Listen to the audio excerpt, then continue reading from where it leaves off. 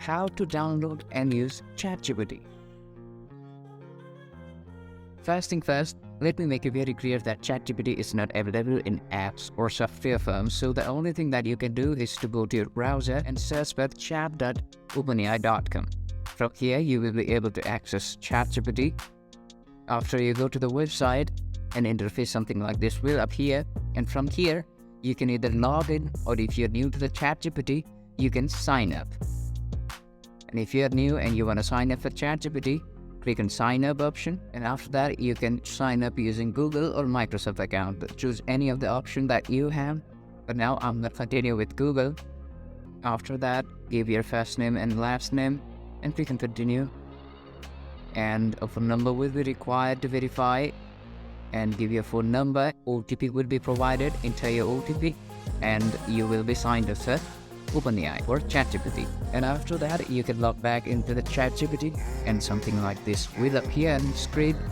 And from this send a message bar, you can request anything. For example, I can ask AI to write me a love letter and hit enter, and you can see the AI is generating me a love letter. Or you can even use ChatGPT to generate a love song.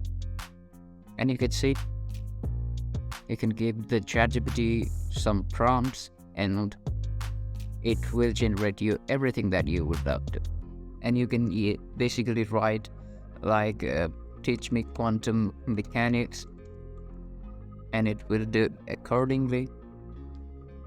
There's a huge amount of things that this guy can do. It can even write a code for the developers.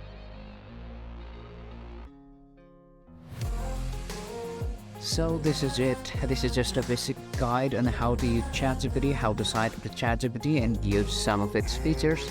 And if you find this tutorial helpful, to subscribe and don't forget to leave us a like and comment. Do it. I'll see you in the next tutorial. Take care.